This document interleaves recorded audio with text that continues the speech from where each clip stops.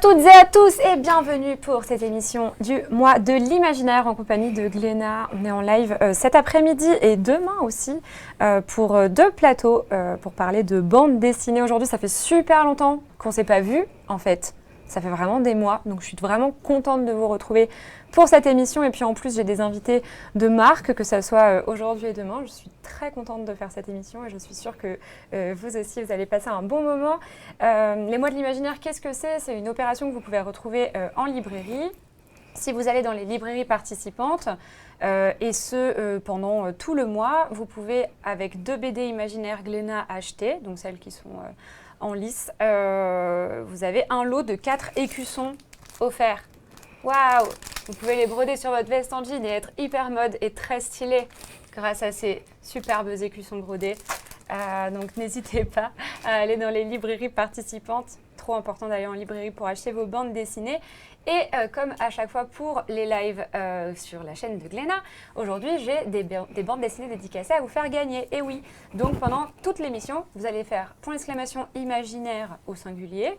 Vous pouvez le faire une seule fois suffit et comme ça vous participez au concours. À la fin du live, il y aura un tirage au sort et vous saurez si oui ou non vous avez gagné la bande dessinée dédicacée. Voilà. Aujourd'hui, notre émission, elle est sur les figures du fantastique, donc ça va parler de figures du fantastique. Et je suis absolument ravie d'accueillir mes invités. Salomé Lahoche, bonjour. Bonjour.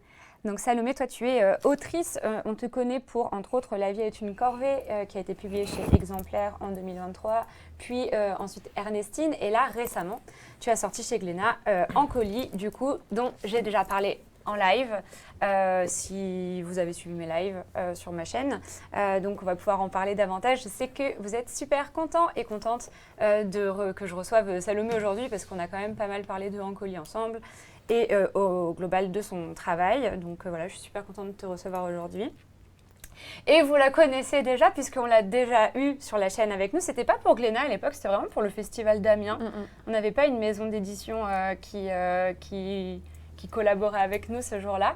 Donc je suis trop contente de te retrouver autour de ce plateau Gléna qui m'est si familier. Myrion Mal, bonjour Myrion. Bonjour.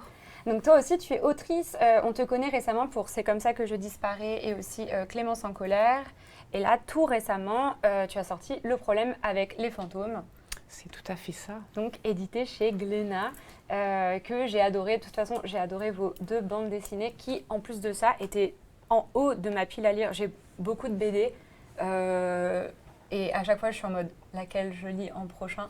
Et les vôtres, j'avoue, je les ai lus direct parce que j'étais trop hypée par l'histoire et le fait que ça soit ta future BD et qu'on ait fait une émission ensemble il n'y a pas très longtemps. Enfin, si ça fait 2 ans déjà quand même.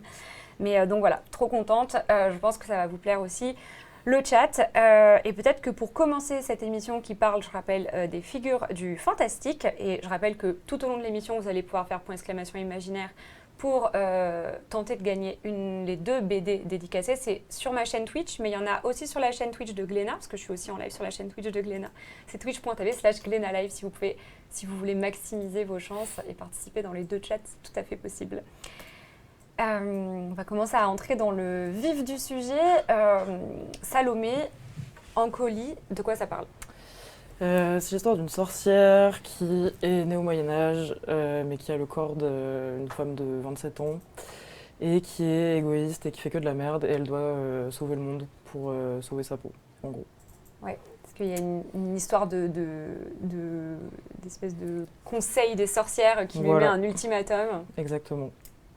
Et il va falloir qu'elle sauve le monde. On en a déjà pas mal parlé et j'aime trop ce personnage dont on va parler en détail dans un instant. Myrion, le problème avec les fantômes, ça parle de quoi ? Ça parle de 4 amies qui se retrouvent pour faire un apéro et on comprend qu'il y en a une qu'elles n'ont pas vue, que les 3 autres n'ont pas vue depuis un petit peu de temps. Et en fait, pendant la soirée, donc elle rattrape un peu les nouvelles et tout. Et donc celle-ci qui s'appelle Irène, celle qui était un peu absente, elle annonce un peu en mode tranquille que elle a vu le fantôme de un de leurs amis qui est décédé quelques années auparavant. Et en fait, après, on suit sur la nuit chacune un peu comment elle gère à la fois le deuil et puis cette nouvelle de genre ta pote qui te dit « Au fait, j'ai chillé avec le fantôme de notre ami mort. » Et voilà. tranquille. Exactement. Vraiment, entre l'entrée et le dessert, elle balance ça Exactement. comme ça. T'es en mode d'accord, mais très bien, on va en parler.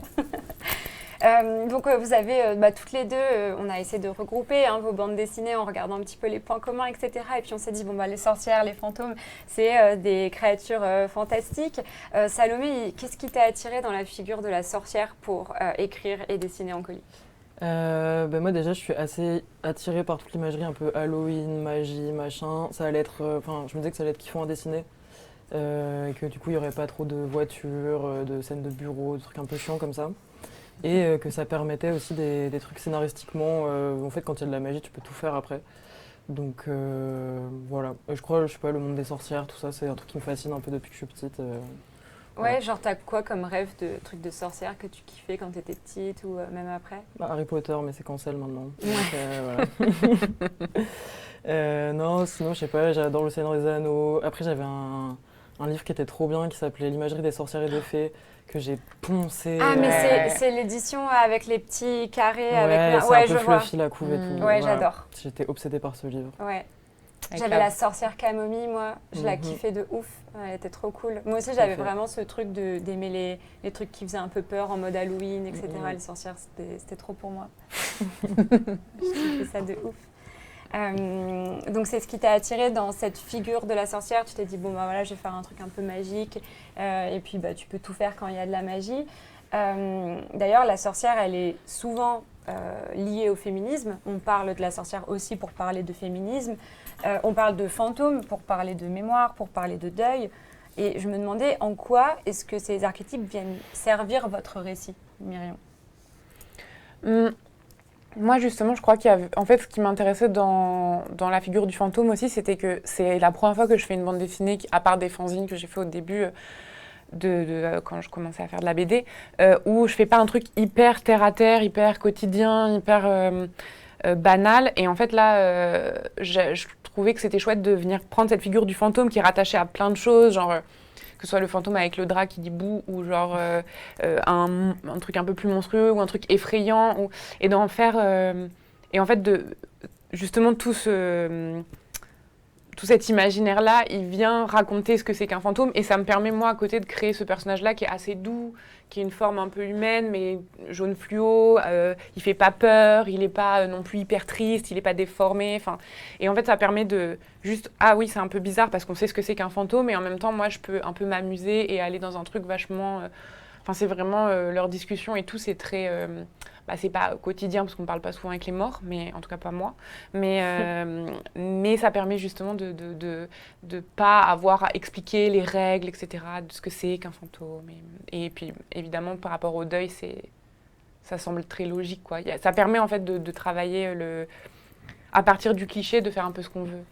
Parce que c'est vrai que dessiner la mort, dessiner le deuil, c'est dessiner quelque chose qui n'existe plus, quoi. Donc c'est un peu invisible. Et tu te dis, quoi de mieux que cette figure du fantôme pour représenter ça?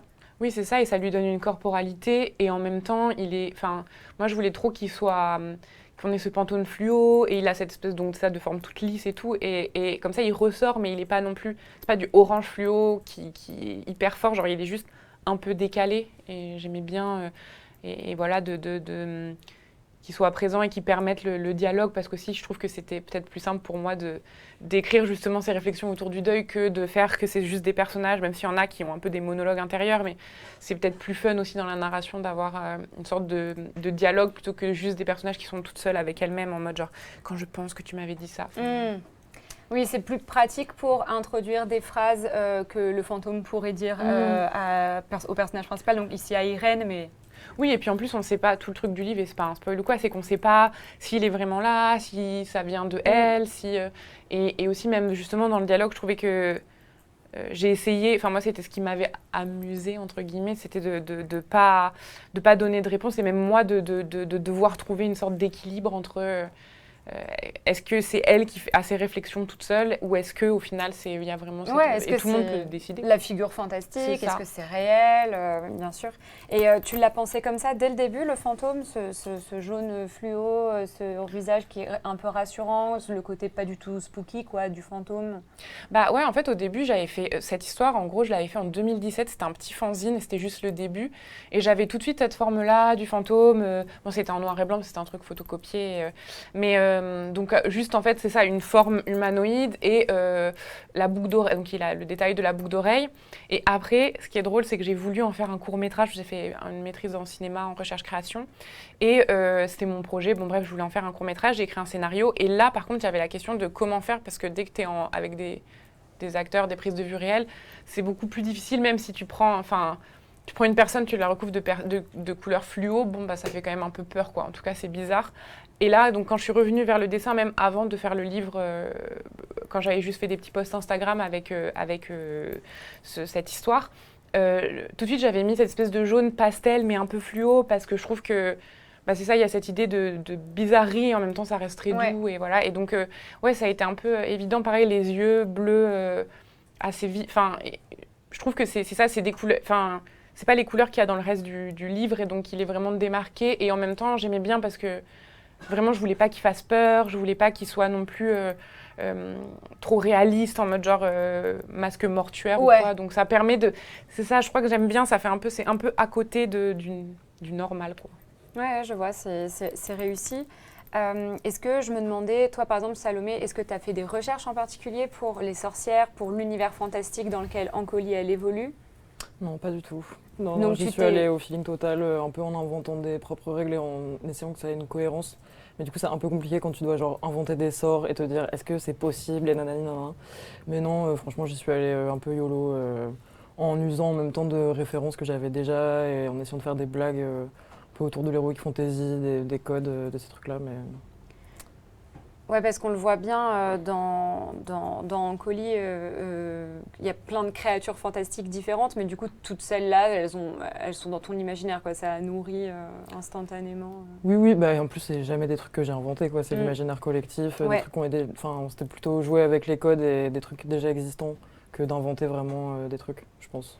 Et moi, je me demandais dans quelle mesure est-ce que ces figures de l'imaginaire, elles aident à parler de sujets intimes. Je pense à des questions d'identité, des questions de rapport au corps, mais aussi des questions un petit peu de réflexion sur soi-même, puisque Ancoli, elle a une grosse réflexion sur elle-même à ce moment-là dans la BD. Enfin, elle est obligée, quoi. Elle est au pied du mur, elle est obligée de se poser des questions, peut-être qu'elle évitait de se poser jusqu'alors. Et est-ce que ce moyen d'utiliser des figures de l'imaginaire, ça représente ça plus facilement ou peut-être c'est plus doux? Est-ce que c'est un moyen un peu détourné ou pas? Je sais pas, j'ai jamais trop intellectualisé le truc. En tout cas, ça permettait un peu de faire des espèces de métaphores, je pense. Mais après, moi, dans le fond, on s'en fout un peu que ce soit une sorcière, c'est pas tant important, c'est juste une humaine, quoi. Donc, je sais pas si les trucs magiques permettent de parler mieux des sentiments, ou j'en sais rien. Mais toi, Myrion, pour le coup, le fantôme, il t'a quand même aidé à...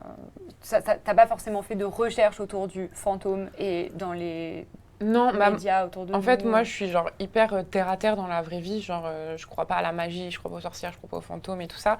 Et du coup, c'était aussi... Je voulais un peu avoir cet angle-là de qu'est-ce que c'est plus mobiliser le fantôme dans l'imaginaire collectif, de qu'est-ce que c'est qu'un fantôme, un revenant, blablabla. Après, par contre, ce qui était un peu drôle, c'est que, mais je pense que ça, c'est pas en mode, genre, encore une fois, parce que je suis très terre à terre et je pense pas que c'est genre, oh my god, les choses se retrouvent sur mon chemin. Mais plus, quand tu t'intéresses à un sujet, en fait, j'ai lu plein de livres, j'ai vu des films et tout, et à chaque fois qu'ils parlaient un peu du fantôme, et même je me suis retrouvée à lire un essai sur des rites fantomatiques, enfin ça s'appelle genre comment parlent les fantômes, j'ai oublié mince, mais par un chercheur qui travaille notamment sur les communautés en Mongolie, etc. Bon bref, mais c'était vraiment plus parce que c'est mon sujet d'intérêt, du coup là je regarde, mais moi j'avais aussi enfin pas du tout en mode genre ouais je sais tout ce qu'il y a à dire sur les fantômes, mais plus parce que là j'avais surtout en fait envie de parler du deuil très humain quoi, et le fantôme ça permettait c'est ça, de le personnaliser et puis d'avoir... c'est plus le fantôme comme quand tu parles à quelqu'un dans ta tête un fantôme avec des vraies règles, Ouais. voilà. Et aussi parce que je trouvais que ça correspondait bien aux personnages, qu'elles non plus, elles sont pas en mode genre, ouh là là, on a invoqué le fantôme avec une planche de Ouija et là il est là, et maintenant quelles sont les règles? C'est pas un film d'horreur, quoi. Même si j'aimerais bien faire des films d'horreur, mais voilà. Oui, c'est pas... No shade. Cette fois-ci, ce n'est pas ça. Salomé, tu l'as dit tout à l'heure, Ancoli, elle a 27 ans, mais en fait, elle a des siècles, parce que le temps pour les sorcières ne s'écoule pas pareil que pour les humains. Donc, elle a bien 27 ans, même si elle est née quasiment au Moyen-Âge. Comment tu fais, malgré ces centaines d'années, pour qu'elle reste aussi proche et identifiable pour le lecteur? C'est vrai qu'au final, elle a des problèmes de la vie de quelqu'un qui a 27 ans et qui vit aujourd'hui, quoi.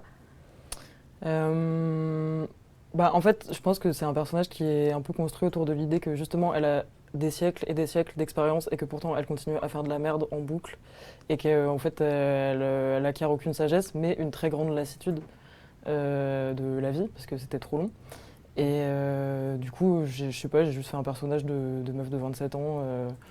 Mais en même temps, dans ma tête, quand je l'imaginais, j'étais un peu là genre, ah ouais, putain, du coup, elle était adolescente pendant la Révolution française et tout. Enfin, voilà. Du coup, c'était de jouer avec ces deux trucs, lassitude et immaturité. Ouais. T'en as pas fait une grande sage, quoi. Ah non. Non, vraiment Non, pas. non. Vraiment pas. Mais moi, je vois que il y a des blagues que tu fais, parce que du coup, il y a énormément d'humour dans Colis. Moi, c'est rare que je rigole pendant que je lis quelque chose. J'ai pas que soufflé du nez, j'ai vraiment ri, quoi. Wow. J'ai trouvé ça vraiment drôle. Bah ouais, c'est vrai, c'était drôle de ouf. Il y a vraiment des... Ah ouais, j'ai juste aimé cette réaction pleine de vigueur, genre wow. Waouh. Ouais.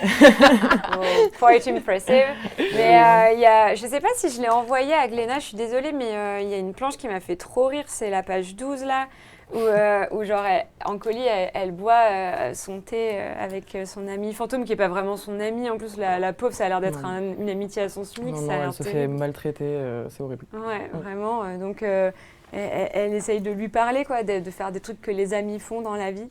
Je me suis inscrite sur Finder, c'est comme Tinder, mais pour les fantômes. Mais bon, comme c'est des fantômes, quoi, c'est que des âmes damnées, donc je te raconte pas les névrosés. Et toi, comment ça va, les amours? Ouais, j'ai poignardé mon ex la semaine dernière. Ah, ok. Et genre, du coup, ça, je l'ai partagé sur Insta parce que j'ai vraiment trop aimé. Il y avait vraiment beaucoup de choses qui m'ont fait rire dans ta bande dessinée. Mais du coup, voilà, il y a des blagues qui sont un petit peu genre actuelles avec une espèce de langage parlé dans les codes d'aujourd'hui. Et toi, Myriam, justement, dans ta BD, le problème avec les fantômes, en fait, pareil, les filles, c'est un groupe de copines. Elles ont l'âge qu'elles ont, quoi. Elles parlent, il y a vraiment un parler un peu léger. En plus de ça, on entend leur accent rien qu'en lisant, parce que ça se passe au Canada, du coup. Et le langage utilisé, il est plutôt familier. Est-ce que c'était pour ancrer ton récit dans le présent? Est-ce que c'était pour que ça parle davantage à ta cible? Moi, j'aime bien en fait, j'aime trop écrire des dialogues, c'est vraiment genre ma passion. C'est le truc le plus fun. Et même quand je regarde des films ou des trucs comme ça, c'est facilement quelque chose que je remarque, genre quand ça fait pas... Quand c'est trop oral ou trop écrit, enfin bon, bref. Et donc, j'aime bien essayer de faire en sorte que ça ait l'air... En fait, je trouve que le secret, Ouais. c'est C'est quoi le à la secret? fois de mélanger quelque chose d'assez écrit. Par exemple, je trouve que des fois, dire je te dis ça, genre écrire J''TE, ça va pas forcément rendre ça plus oral. Des fois, il faut prendre un truc un peu plus écrit, mais mettre des mots, ou alors mettre genre, ou alors mettre des tics de langage et tout ça. Et j'aime bien faire cette espèce de petite concoction. Et puis, en fait, juste, c'est parce que je trouve que le parler, en fait, dans la BD, tout raconte tout, mais tout participe à la narration. Et en fait, ça permet d'ancrer aussi d'où elles viennent, qui elles sont. Et moi, par exemple, mes personnages, pour les définir dans ma tête quand je les écris, je leur fais une petite garde-robe, parce que je suis en mode genre dessinons la mode toute ma vie. Mais Quand tu penses les personnages, ouais, genre tu souvent, je leur fais quelques de petites... dessiner la mode, là? Ouais, J'adore. pour un peu savoir, tu vois, genre par exemple, la Nour dedans, elle est un peu plus, on voit qu'elle est un peu plus gothique, genre Nana Osaki, genre Irène, elle est un peu genre, je sais pas cottagecore, parce qu'elle est plus, mais un peu lesbienne Quechua, je sais pas. Il y a le personnage de MP, il est plus genre un peu petite bouche Adidas. L'autre, elle est un peu plus femme avec des petites robes qui flottent, mais pas non plus hyper dans la réflexion du style. Donc j'aime bien, ça m'aide un peu à les placer aussi dans leur vibe et en même temps aussi leur façon de parler. C'est vraiment comme ça que je les sépare dans ma tête quand j'écris, par exemple, pour pas qu'elles se ressemblent toutes. Donc je pense que je passe aussi beaucoup par le dialogue et l'écriture, l'écriture des dialogues est justement ce que tu disais, quelque chose d'un peu ancré dans qui elles sont, parce que là, en effet, je suis pas allée chercher trop loin, quoi. C'est des meufs d'à peu près mon âge, qui ont des métiers que mon entourage a et qui ressemblent aux gens autour de moi. C'est pas mes amis que j'ai mis en BD, mais je suis pas allée faire une BD en mode ça se passe à l'époque de Cro-Magnon ou à la Renaissance, quoi. Où j'ai dû faire, j'ai fait facile, quoi. Donc, tu as une grosse phase de réflexion en amont, du coup, sur la recherche de tes personnages? En fait, moi, ma seule règle, c'est de pas écrire quand j'ai pas d'idée. Ouais. Parce que sinon, c'est toujours nul ce que je fais. Genre, si vraiment, genre, je sens que je suis en mode genre pas d'inspi et que je me force, ça va juste être un peu du remplissage. Mais donc, souvent, ce que je vais faire aussi avant pour que ça coule un peu plus facilement, c'est je vais essayer de bien définir qui sont mes personnages, un peu c'est quoi. Et puis, pendant l'écriture, ça se spécifie, ça se définit plus, quoi. Ouais. Mais oui, donc j'essaye un peu de savoir qui est qui, comment elles sont un peu, comment elles peuvent réagir entre elles. En fait, c'est un peu, je pense que ça vient tout simplement de quand je joue aux Sims et que moi, j'étais vraiment de la team des gens qui passaient genre très longtemps à créer des familles plutôt que faire les maisons, tu vois. Ouais, donc je moi pense aussi, que j'étais de cette team. c'est ça. Et du coup, je crois que je le suis toujours. Oui, c'est ça. J'ai jamais créé des maisons très longtemps, quoi. J'aime bien les petits trucs préfabriqués. Et en fait, après, tu leur fais vivre. Tu vois, tu te crées leur vie dans la. Bref. Et je pense que ça, c'est un peu la même chose que je fais. Je crée mes petits Sims et après, je suis en mode allez-y. Allez-y, jouez maintenant. Jouez entre vous. Jouez entre vous. Je n'ai pas décoché la case libre arbitre. J'adore.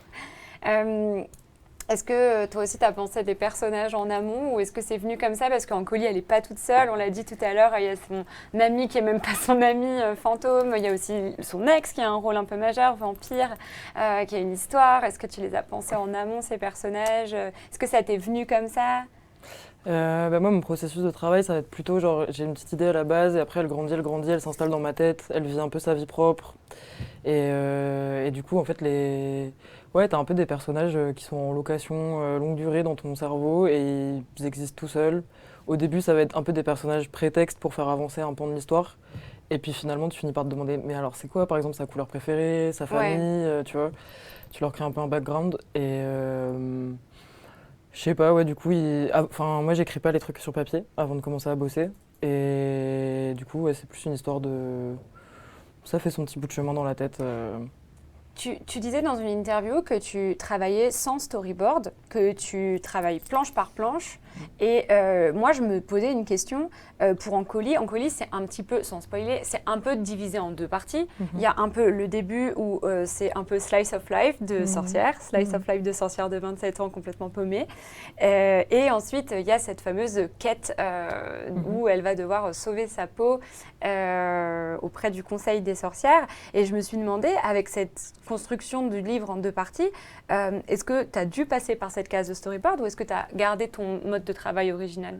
Non, j'ai fait planche par planche parce qu'en fait, si je fais un storyboard, je pense que je m'ennuie. Et en fait, comme mes idées, elles viennent en dessinant, je me laisse de la place pour justement modifier des trucs au dernier moment où je vais faire la planche et tout. Donc non, j'ai fait planche par planche aussi. C'est impressionnant parce que quand je t'ai vu dire ça en interview et en ayant vu tes précédentes œuvres, je me suis dit oui, ok, ça fait sens, tu vois, je vois comment tu peux travailler sans storyboard, même si je suis incapable de le faire bien évidemment, avec ou sans.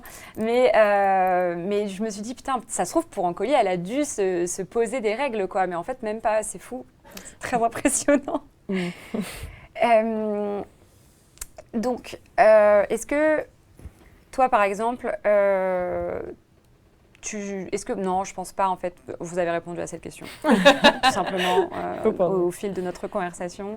Moi, ce que j'ai remarqué en point commun dans vos deux œuvres, c'est que vos univers, ils mettent en scène des personnages qui sont imparfaits. Ancoli, elle est plus qu'imparfaite. Enfin, je veux dire, vraiment, c'est un anti-héros, définition pure de l'anti-héros un petit peu, quand même, je trouve. Ou encore dans Le problème avec les fantômes, on voit vraiment les moments où ce groupe de copines a des défauts qui sont bien à elles. En plus, comme tu le disais, ça se voit que tu as construit les personnages en amont, puisqu'elles ont des défauts différents, etc. Certains ramènent tout à eux, d'autres, il y a des gens qui s'oublient, il y a des gens qui sont en colère. Comment cette imperfection, elle sert votre histoire, Salomé, par exemple?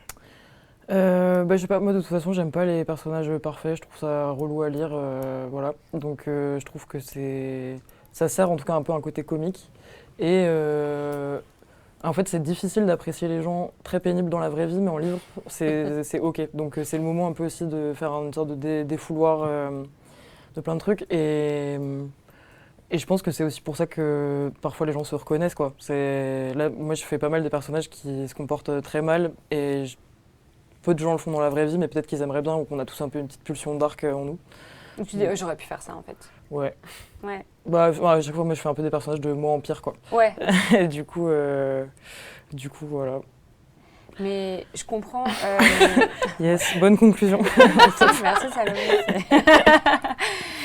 Non, mais en effet, oui, Ancoli a des traits imparfaits. Mais du coup, moi, je me dis, comment on fait pour trouver le juste milieu entre c'est insupportable de lire ce personnage, elle m'insupporte, et en fait, elle est cool, quoi. Mais je sais pas si elle est cool, hein. Je crois qu'elle est vraiment pas cool. Ok. Et que voir, je crois que ça a énervé des lecteurs un peu en mode elle est trop chiante. Ah ouais, c'est vrai? Ouais. Parce que franchement, moi, j'en ai lu des BD où le personnage principal m'insupportait et où j'ai jamais réussi à On veut des noms. m'y mettre. Mais en fait, mais ça n'a rien à voir, je peux pas comparer. Mais tu vois, par exemple, dans Le Patient de Timothée Le Boucher, Ouais. Le Patient est aussi un peu en deux parties. Mmh. Et en fait, sans spoiler, à partir de la deuxième partie, le personnage est insupportable. Et du coup, tu te dis, mais est-ce que j'ai vraiment envie de continuer à lire ça? Bon, au final, oui, j'ai passé un très bon moment en lisant Le Patient et j'ai trouvé ça cool. Et justement, si ça te provoque ce genre de sensation, c'est déjà une réussite, je trouve, pour le lecteur. Mais voilà, tu te demandes un peu à quel point tu dois donner des défauts à ton perso ou le rendre un peu appréciable. Mais toi, au final, c'est ce que tu as dit. Quand tu te reconnais dans Ancoli, tu dis « Ah, mais j'aurais pu faire ça, j'aurais pu me comporter comme ça » ou dans d'autres personnages de la BD, c'est ce qui, en partie, les rend appréciables, non? Ouais, après, je me suis pas trop posé la question en plus de il faut doser et tout. Moi, j'étais juste en mode j'ai envie de faire des personnages de connasses total. Parce que les femmes sont pas toujours obligées d'être sympas. Ouais. Donc, je me suis pas dit ah si, il y a un peu une planche où un peu on voit qu'elle a quand même des fêlures et qu'elle a peur de mourir. Et je me suis dit là, ça fait vibrer une petite corde sensible. Mais je m'en fous un peu de si le lecteur il va la trouver sympa. C'est pas ça qui m'intéresse, quoi. Ouais.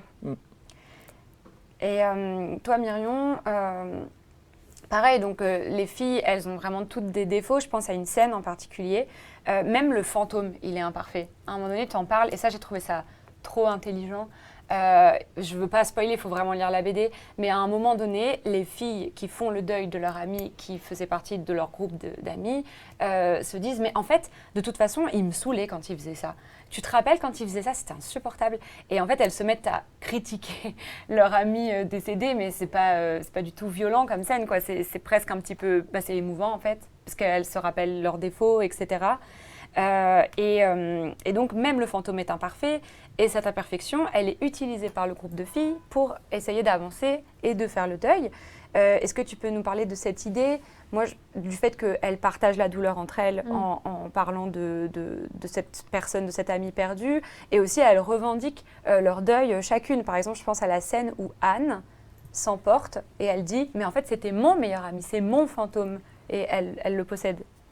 En fait, déjà, je suis d'accord avec ce qu'a dit Salomé, évidemment.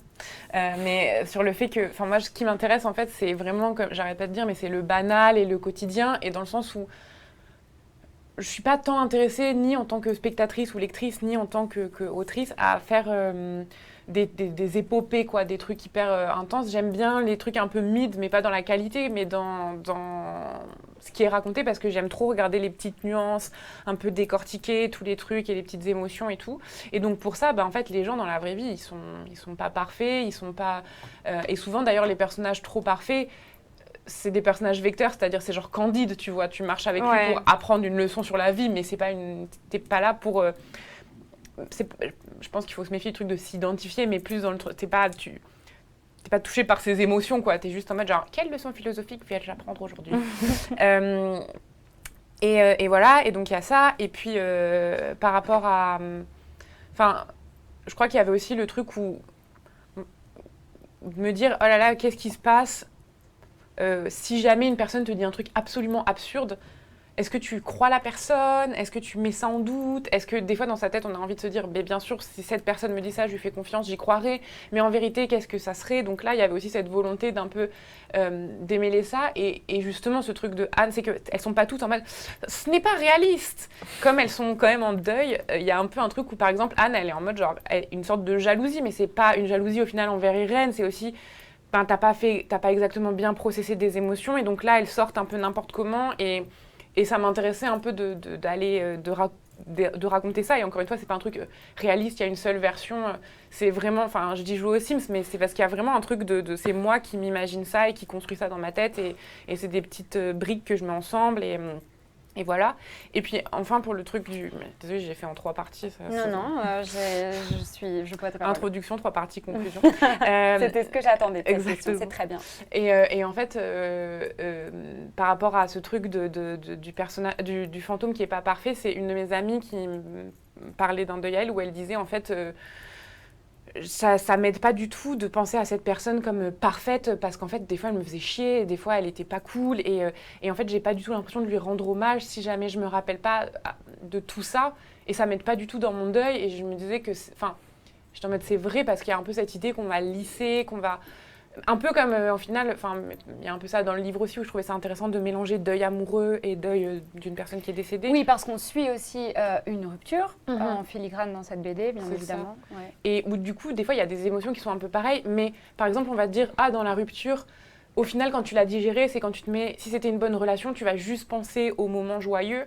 Et c'est vrai d'une certaine façon parce que la personne, elle est encore là et tu peux construire d'autres souvenirs et tout, mais ça rend jamais service, même d'ailleurs si une personne a été odieuse avec toi à un moment, même si après tu l'aimes bien, bah tu peux être enfin je trouve que ça rend pas service et donc il y avait un peu cette idée là d'essayer de développer ça, mais là on dirait que j'ai fait un exposé de philo dans ma BD, mais pas du tout. Bah non, mais justement ça me fait penser à une autre question. Je trouve que là dans cette BD, dans le problème avec les fantômes, tu abordes le deuil, tu abordes donc du coup la rupture amoureuse, on en a parlé à l'instant, mais en fait comment tu fais, genre est-ce que tu te documentes parce que du coup ça peut vite, enfin moi c'est ce que je te disais tout à l'heure quand on mangeait ensemble, mais du coup j'ai prêté le problème avec les fantômes à ma psy parce que j'étais en mode il faut qu'elle le lise parce que je trouve que c'est intéressant, etc. Mais du coup est-ce que c'est une réflexion que tu te construis toute seule, est-ce que tu nourris ta réflexion d'autres supports? Des fois, j'ai l'impression, en effet, que c'est moi qui me parle à moi-même. Genre, enfin, je sais pas si vous faites ça, mais tu sais, des fois, t'as un truc qui est dans ta tête, tu t'imagines des dialogues, mais entre toi et toi-même. Mais vraiment, et là, pour le coup, c'est pas des trucs philosophiques, mais c'est des grandes questions sur la vie. C'est pas en mode genre, où telle personne m'a dit ça, est-ce qu'elle me déteste? Tu vois, des fois, et ça peut m'arriver, par exemple, dans Clémence en colère, ma BD d'avant, il y avait vraiment une scène où c'était moi qui, genre, déroulais une pensée, un peu comme avec une psy, au final, d'une certaine façon, en mode genre, tu sais toutes les choses, mais la personne, elle t'aide. Bon. Et là, donc il y a un peu ça, et en même temps, je crois que je suis vachement dans l'observation quand j'écris, genre pas du tout que telle personne a dit ça, et donc je le mets, mais tu sais, ça va, telle personne dit ça, donc ça me fait penser à quelque chose, et je me dis, ça pourrait être bien articulé dans la bande dessinée à ce moment-là, et donc je pense qu'il y a beaucoup ça, et en plus, après, souvent, comme je disais, genre, pour l'instant, j'ai jamais fait de livre où je me suis renseignée avant, à part genre la Ligue des super féministes, mais parce que c'est du didactique et que j'allais pas inventer des concepts de sociaux. Mais, elle est ouf, elle arrive à inventer des concepts de sociologie, c'est incroyable. Imaginez, j'arrive et je dis c'est moi qui ai inventé l'intersectionnalité.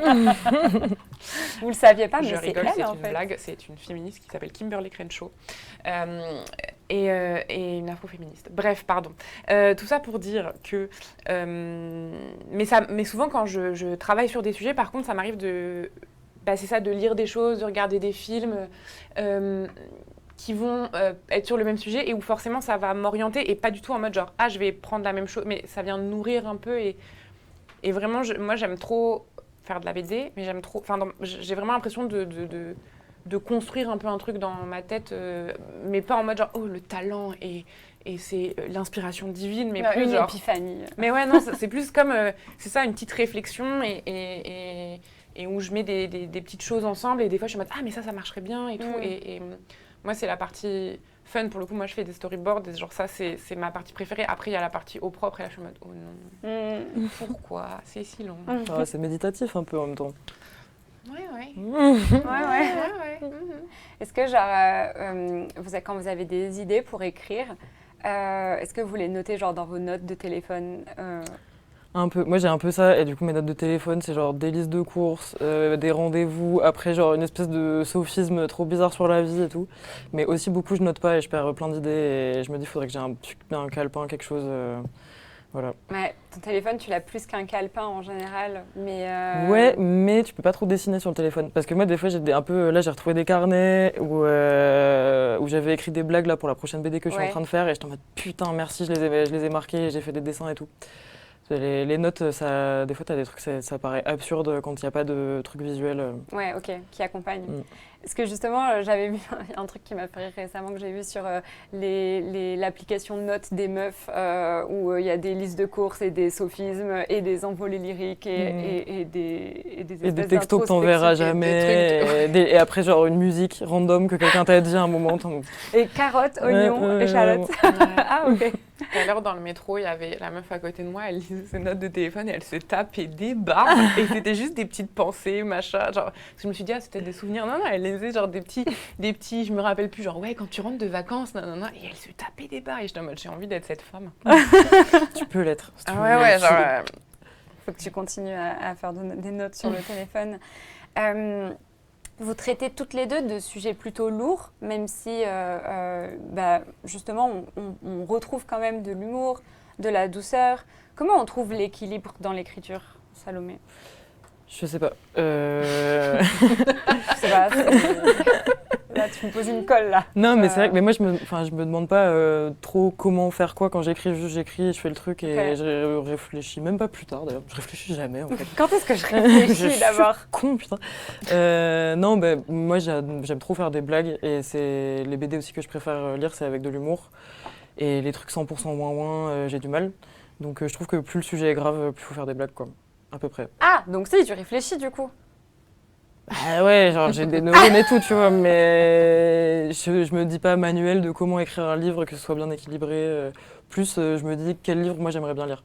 Ouais, voilà. Ok. C'est comme ça que tu te projettes. Ouais. D'accord. Et toi, Myriam, du coup, parce que c'est vrai que là, ça parle vraiment, on l'a dit, de deuil, de rupture amoureuse, etc. Et pourtant, il y a un côté super doux dans les interactions entre les filles, mais aussi avec cette histoire du fantôme dont tu as commencé à nous parler, le fait que tu n'aies pas voulu le faire effrayant, le fait que tu n'aies pas voulu que ça soit un petit peu étrange, sa présence, etc. Bon, elle est étrange, sa présence, puisqu'on ne sait pas vraiment si c'est vrai, si voilà. Mais est-ce que c'est un moyen pour toi c'est pas la première fois que tu parles de sujets difficiles en BD, comment on fait pour en parler sans que ça soit un truc qui nous plombe jusqu'à la fin de la journée, quoi ? D'ailleurs, c'est drôle parce que quand j'ai fait ce livre donc sur le deuil, j'étais en mode yes, trop fun. Parce que c'est quand même plus fun que les violences sexuelles, qui étaient les thèmes de mes 3 livres d'avant. J'étais en mode genre repos. En fait, je crois qu'il y a vraiment... je suis d'accord que plus un sujet est grave, ou en tout cas, je vais trouver une façon correcte de formuler ça. Je pense que c'est... Se dire que quelque chose de triste, il peut jamais y avoir de l'humour, ça marche pas. Et surtout, encore une fois, quand tu veux faire des choses hyper quotidiennes, dans la vraie vie, des fois, tu as des gens qui sont vraiment en méga dépression et c'est des boutons train, comme on dit. Petit trublion. Exactement. Et en fait, moi, je trouve que ça donne une saveur un peu... c'est des chips un peu douce amère, quoi. C'est vraiment essayer de trouver un équilibre. Et je trouve que ça vient aussi ancrer l'histoire dans un contexte quand tu mets... parce qu'en fait, quelque chose qui est uniquement triste ou uniquement drôle, souvent, ça marche pas vraiment parce que les choses sont tristes ou drôles selon les contextes aussi. Donc, si jamais les blagues de Toto, au bout d'un moment, voilà, puis même, d'ailleurs, il y a tout un... Voilà, Toto, il va chez la boulangère. Enfin, voilà, il y a quand même un gros lore qui est quand fêté, même. quoi. Ouais. Non, mais je crois... et du coup, moi, je trouve que ça permet vraiment pas un truc de réalisme, parce que je trouve aussi que le réalisme, c'est toujours un peu bizarre de dire ça comme si ça pouvait se passer en vrai. Les personnages, ils n'existent pas en dehors des livres, mais en tout cas, un truc un peu vraisemblable, et ça passe par, justement, le fait que des fois... en fait, c'est aussi surtout que moi, je pense que je suis entourée de meufs et de gens très, très drôles, et donc forcément, quand je raconte des histoires avec des gens qui ressemblent aux gens autour de moi, je vais les mettre... je vais un peu essayer de reproduire ces dynamiques-là, j'imagine. Tu te bases sur tes potes, du coup, sur ton entourage pour écrire ces personnages ? mais Oui. pas que. Oui, des fois, ça peut arriver qu'il y ait des rêves vraiment très précises. Mais ça, c'est plus pour faire des blagues. Par exemple, là, le personnage que Marie-Pierre, elle match, qui s'appelle Sky, c'est une de mes amies qui avait matché cette fille-là. Et d'ailleurs, tout de suite, elle n'a même pas lu la BD, elle lui a dit « Hihi, mon amie a fait ça !» Et j'étais en mode « Oh non, elle va trouver que je suis trop bizarre, cette femme que je n'ai jamais vue, alors que c'était juste une blague pour mon amie. »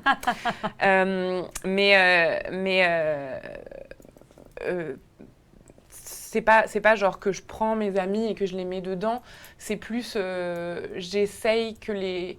Parce que moi, je pense que je me suis beaucoup posé la question de la représentation au début.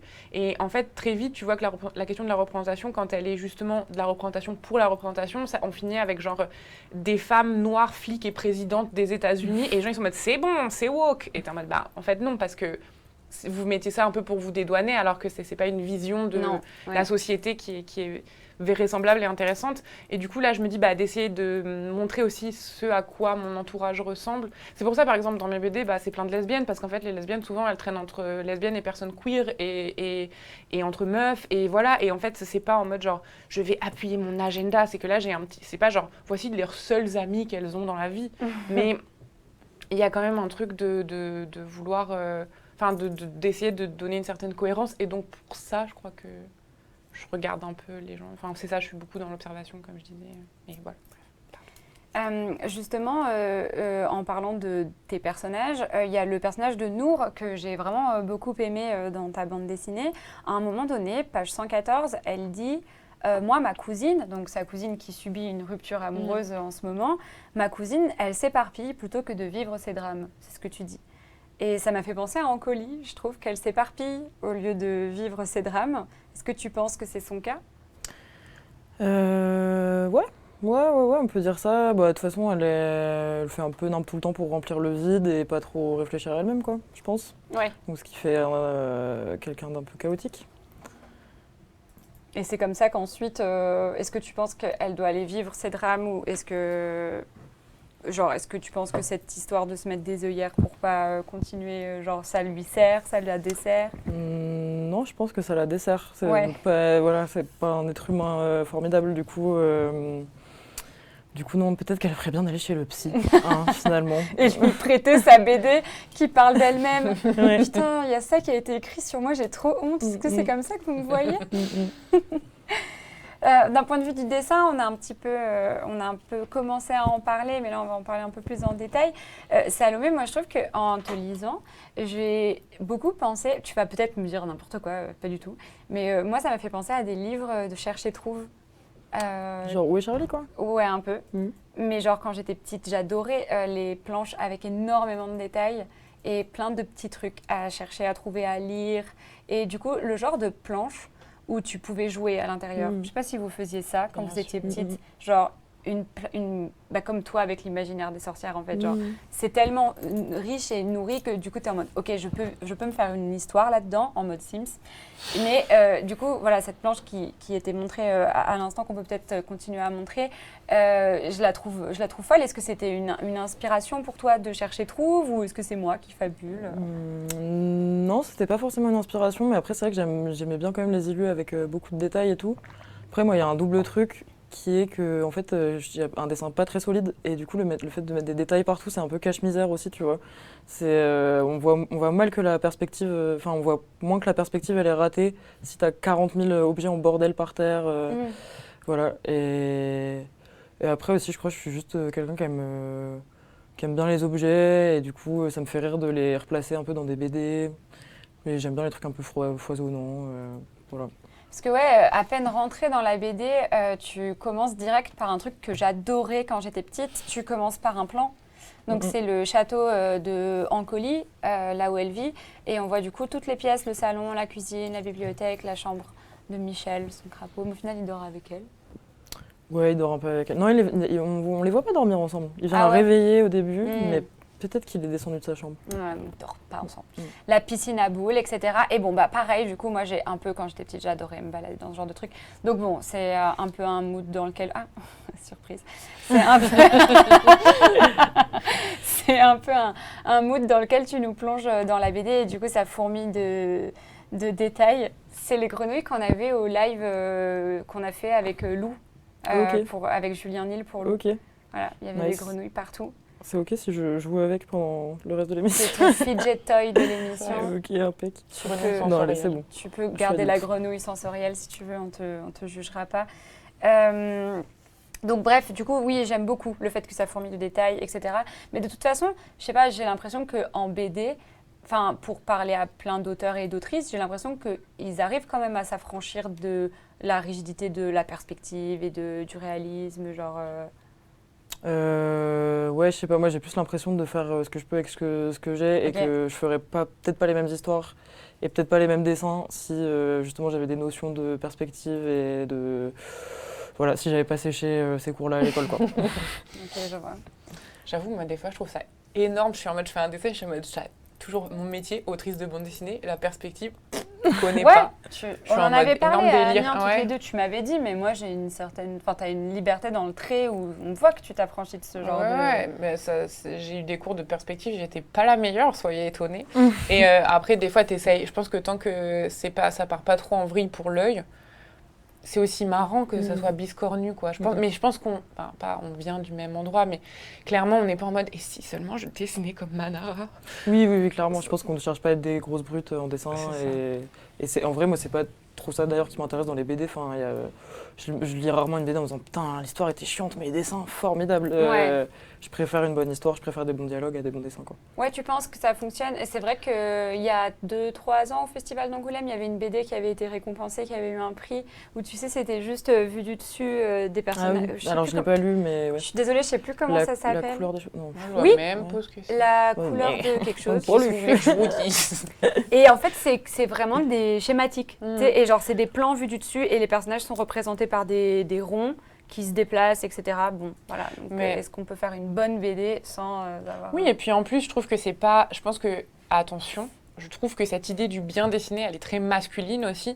C'est un certain truc de genre, ou des courbes, nanana, et machin. Et en fait, par exemple, je me rappelle qu'à un moment, il y avait un truc de Loubapo, qui est comme Loulipo, mais pour la BD, où ils avaient fait un truc sur le fait que dans Corto Maltese, on voit jamais les pieds parce qu'il sait pas dessiner les pieds. Et personne va aller lui dire, oh là là, tu dessines mal les pieds. Bon.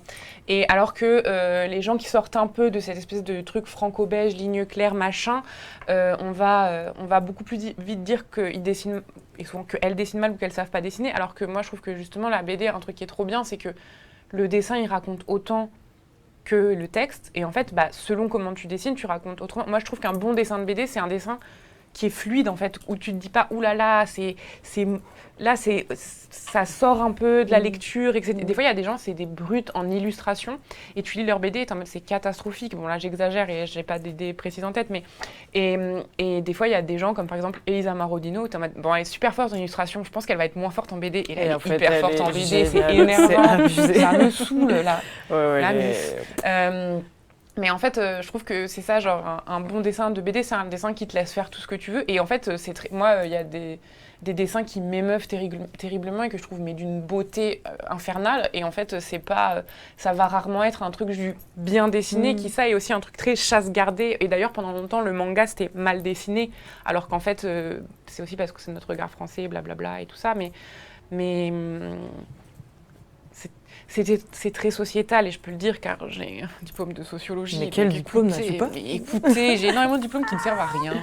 Non, j'adore le fait que tu aies ce diplôme. Ouais, du coup, tout ce que je dis, c'est une vérité générale. Non, mais en tout cas, je trouve en tout cas que voilà, ce truc de... Quand j'étais en atelier, j'ai déjà eu des discussions et tout sur « Oh là là, mais moi, je dessine pas bien », et t'es en mode... Ou alors genre « Ah, cette personne dessine pas bien » ou quoi, et t'es genre... En fait, à quoi ça sert si ton dessin, il est tout coincé et que au final, quand tu lis, c'est pénible, quoi. Est-ce que vous pensez qu'il y a encore un élitisme de fou par rapport à la technique de Mais dessin en surtout, non, à la la- grave raison, c'est les mecs. Hein. Ouais, Les mecs, ils en ont surtout. quelque chose à foutre, les meufs. Non, c'est ça, genre, il suffit de voir par rapport au... Tu regardes une Ou dès que interview les de Bastien, meufs, enfin, et dès que les meufs, elles critiquaient ce truc-là, tout de suite, on disait ah mais de toute façon, elle est jalouse, elle sait pas Elle dessiner. sait pas dessiner, ouais. Et ça, c'est un peu, et ils vont dire ça à tout le monde, quoi. Mm. Et un coup après, ils vont dire ah mais ça c'est bien, enfin, mais moi je dis souvent genre ma première critique à vie pour Commando Culotte, c'était une meuf, je me rappelle très bien de son nom, je vais pas le dire Donc, là. Commando Culotte, c'est ta première Ouais, BD. ma première BD où je dessine, évidemment je dessinais comme un porc parce que genre j'avais 12 ans, non j'avais pas 12 ans. Non, j'avais franchement, genre ils sont 20. cool les dessins. Mais ils sont J'avais 12 ans, j'avais 4 ans et demi. Non, mais Commando je Culotte. sais pas, j'avais 20... Quand il est sorti, j'avais 22 ans et je pense que je l'ai fait entre mes... Attends, 22 ? on s'en fiche. Bref, j'étais jeune, mais surtout, je m'étais pas trop trouvée. Et puis, je voulais faire un truc un peu ludique, mais maintenant, je vois les erreurs et tout. Mais bon, il y avait une meuf qui avait fait 4 paragraphes, dont 2 pour dire qu'il fallait que j'arrête de dessiner.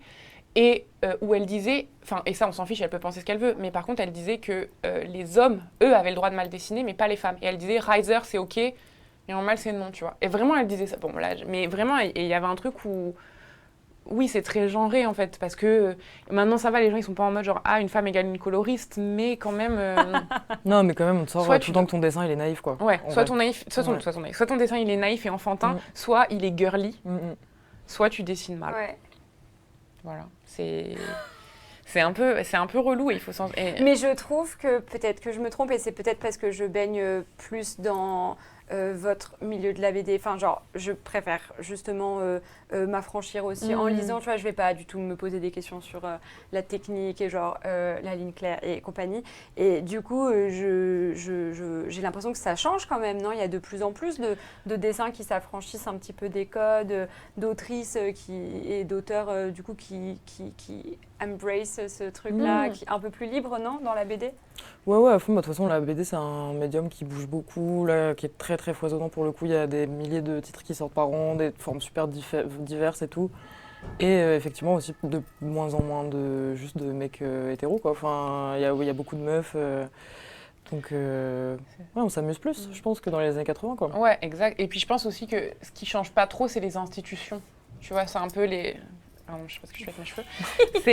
Je pense que ce qui change pas trop, c'est les gens qui donnent les prix, qui machin, qui définissent qu'est-ce que c'est que le beau, le pas bien, le truc. Et par contre, c'est juste que maintenant, les gens qui dessinent un peu pété, au lieu de faire du fanzine, il y a des maisons d'édition indé et puis plus mainstream qui peuvent les éditer. Donc ça, c'est cool. Et en effet, les vieux mecs pourris sont toujours là, mais par contre, c'est plus divers, quoi. Et donc, on rigole plus, en effet. Ouais. Et les gens sont là, quoi. C'est un redemande. Bah oui. Oui, complètement. En tout cas, vous avez beaucoup de fans dans le chat, je les vois. Il y a quelqu'un qui demande si j'ai pas chaud avec mon manteau. Mêle-toi de tes affaires. Allez, voilà. D'autres questions intéressantes. Moi, je me suis demandé si vos héroïnes se rencontraient, comment elles s'entendraient, genre. Ah, je sais pas, hein. Ça serait intéressant de faire un petit crossover, le multivers. Je me suis retenue de faire le truc de BoJack Horseman où ils disent « It's a crossover episode. What is it ?»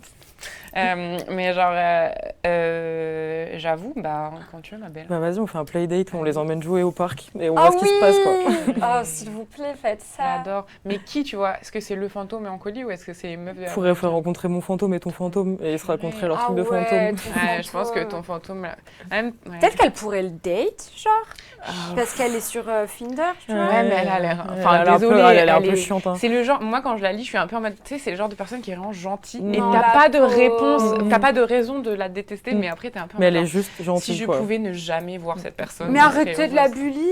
Non, mais il faut juste... Elle est molle, quoi. Oui.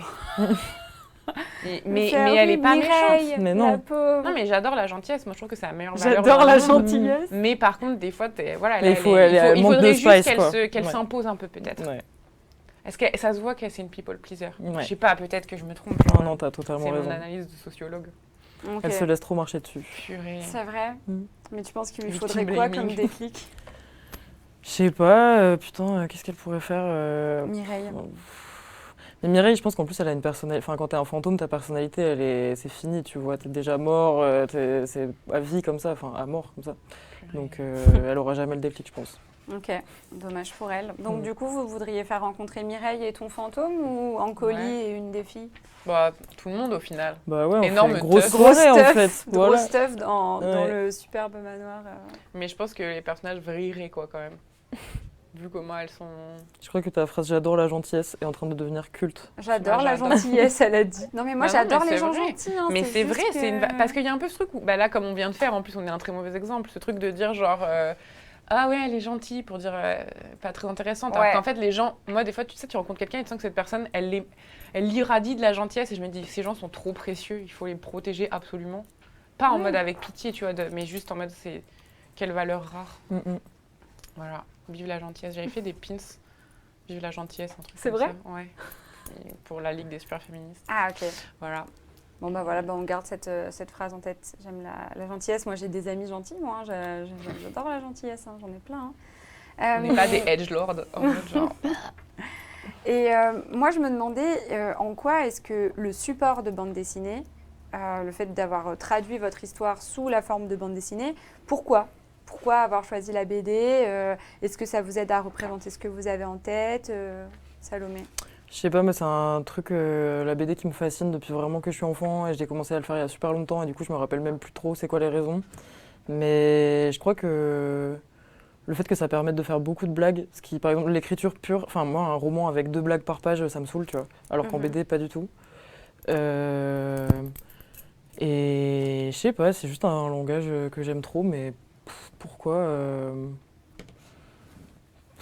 bonne question, j'aurais dû réviser avant, le contrôle surprise. Le contrôle surprise fixé depuis quelques temps. Ça fait un petit moment, il n'était pas si surprise. Ça, C'est vrai, pardon, je suis honneur de colle. Myriam, pourquoi du coup la BD comme support? Est-ce que... Bah moi, je suis juste une copieuse, je vais dire. Mais moi aussi, genre, j'ai commencé à en faire, à dessiner assez tôt. Moi, je me rappelle que c'est parce que il y avait Witch Mag. J'étais accro au Witch. Oh, j'étais abonnée à Accro à Witch cette Mag, merde. c'était trop bien. Et quand je dis cette merde, c'est très positif. Non mais j'aimais trop, j'étais trop fan des Witch. Et en plus, à un moment dedans, ils avaient fait un truc où c'était les Magic et tu pouvais un peu dessiner tes propres Magical Girls et tu pouvais les envoyer. Bon bref, je me rappelle que ça, j'en avais fait plein. Puis Ça pareil, a été publié du coup? Non. Oh, non. Mais je connais une fille qui a été publiée. C'est vrai? Ouais, Anne Perrine-Coué, elle est autrice de bande dessinée aussi. Et elle est devenue ensuite autrice Ouais. du coup, mais quand elle était petite, elle a envoyé un truc à Et Witch elle Mag. avait fait, moi quand je l'avais rencontrée, j'étais en mode genre mind blown, starstruck. Ouais. Ah ouais, incroyable. Et en fait, ouais, j'ai toujours fait un peu de BD, mais enfin, j'ai toujours dessiné, fait de la BD. En plus, quand j'avais 10 ans, on m'a offert mon premier fruit basket, Ok. Fruit Basket. Qui a un manga. Et qui est un manga. Et après ça, je suis tombée dans les shoujo. Et voilà, donc j'étais fan et j'en lisais beaucoup. J'ai lu des blogs BD, blablabla. Mais au début, moi, je voulais être comédienne de théâtre. Hilarant. Et au final, quand j'étais en prépa, lettres, option théâtre, où d'un seul coup, j'étais avec plein d'autres gens qui étaient très bons en théâtre et j'étais en mode « Ah, je suis nulle, mais par contre, je leur faisais des petites BD sur nos profs et tout. » Et là, ça les faisait rire. Et en fait, à partir du moment où je me suis dit « Ah, je vais faire de la BD », moi, j'ai beaucoup hésité dans ma vie de ce que je voulais faire. Et là, j'étais en mode « Ah oui, en fait, je veux faire ça. » Bien sûr. Et c'est vrai que j'ai toujours écrit d'une certaine façon, mais je trouve que le langage de la BD, il est particulier. Par exemple, moi, je suis pas fan du terme roman graphique, parce que je trouve qu'en fait, la BD, ça ressemble vachement plus au cinéma qu'au roman. Parce qu'en fait, c'est des images et des mots ensemble. Et des fois, j'ai essayé de réécrire, on m'avait déjà commandé un texte et tout, et c'était hyper dur d'écrire sans images. Et bref, et c'est vraiment une façon d'écrire que je trouve trop agréable et qui est ma préférée quoi en fait. Voilà. J'adore la BD, c'est énorme la extrême, BD, franchement. Mais franchement, mais j'adore quel ça. délire. Mais complet. vive la BD. Mais oui, Mais mais de c'est fou. ce qu'on me disait tout à l'heure où genre il y a plein de gens qui savent pas toutes les choses qui se font en BD. Oui, parce que tout à l'heure, je disais qu'il y avait pas mal de gens, du coup, là, si vous êtes dans mon chat, c'est qu'a priori, ça vous intéresse, hein, surtout que c'est vraiment une discussion. Donc, j'imagine que la BD, ça vous intéresse, mais qu'il y a plein de gens qui découvrent un nouveau monde en découvrant la BD, en mode « Ah, mais il y a tout ça qui se fait. Ah, mais... » Et puis, c'est exponentiel, quoi. Vraiment, il y a de plus en plus de choses à découvrir. Bon, ça, je trouve ça trop cool. Lisez des BD. Oui, s'il vous plaît. Lisez des BD. Vous avez d'ailleurs, on a parlé un petit peu de vos débuts. Vous avez toutes les deux commencé à partager vos créations sur des supports très accessibles. Je ne sais plus parler, ça y est. Toi, par exemple, Salomé, tu partageais sur Instagram. Myriam, toi, tu avais un blog, tu en as toujours un d'ailleurs. Ouais, avant de... Ouais, je suis allée voir, mais ça va. Ouais, j'avais remis des hein. trucs là quand tout le monde voulait partir d'Instagram et au final, le capitalisme a eu. Okay. A vaincu, On voit comme notre d'hab. différence d'âge. Avant de passer au livre, enfin au format du coup livre, qu'est-ce que ce changement de support a transformé dans votre manière de raconter, de travailler? Est-ce que c'est la même chose? Est-ce que ça a changé quelque chose, Salomé? C'est pas du tout pareil. Mais moi, par contre, je faisais plus des fanzines et tout avant de... Enfin, j'ai pas commencé la BD avec Instagram et je voulais vraiment faire des livres. Et du coup, j'étais plus habituée à travailler en termes de planches et tout, alors que quand tu fais sur Instagram, tu penses en termes de cases. Et ça change plein de trucs en fait. Déjà, tu as un feedback immédiat et du coup, c'est trop bien, ça motive. En même temps, ça fait un peu peur, tu vois, de montrer à tout le monde tes trucs. Et Et en fait, il faut être très concis parce que tu n'as pas le temps vraiment bon, maintenant c'est 20 cases, mais tu n'as pas le temps de dérouler des longues idées. Donc, tu vas pas faire des trucs hyper contemplatifs et tout comme tu peux faire dans un livre. Et ça évite aussi de dire toutes les conneries qui te passent par la tête parce que tu sais qu'il y a des gens qui vont pouvoir te dire ça, c'est complètement con là ce que tu viens de dire. Donc ça fait un peu. Ouais, de ouf. Ouais. Et du coup, des fois je trouvais que c'était con ce qu'ils disaient donc j'ai ghosté et sinon quand c'était pertinent je faisais désolé, oui, effectivement, je ferai plus. Voilà. Ok. Donc ça change quelque chose, ça n'a rien à voir, c'est pas la même chose. Donc tu penses pas pareil, ok. Myrion? Ouais, pareil, en fait, moi, déjà, je suis trop d'accord. Et en plus, il y a ce truc où j'ai l'impression que j'avais mon blog et en même temps, à peu près, j'étais à Saint-Luc, donc l'école que j'ai faite. Et donc, à la fois, je travaillais la planche et à la fois, je travaillais le format blog, où à l'époque, c'était plus, on déroulait comme ça, mais donc c'était quand même différent. Et après, mon blog est devenu un livre. Et donc là, il a fallu le réorganiser. Bon, bref. Et pareil, quand Instagram est arrivé et que les gens allaient plus sur les blogs, il a fallu s'adapter aux cases. Et ce qui est très énervant, parce qu'il y a plein de choses en mode genre, avec l'algorithme, avec le format, avec machin, bon. Mais ouais, c'est pas la même façon. Mais après, c'est aussi, moi, je trouve que, autant je déteste Instagram en tant que corporation, autant le fait d'avoir un endroit où montrer tes dessins, je trouve que la BD, c'est tellement solitaire que des fois, de faire une petite note et d'avoir... oui, c'est de la dopamine tout de suite, mais d'avoir juste des gens qui lisent ce que tu fais et que ça soit beaucoup plus immédiat. Moi, ça participe à ma santé mentale.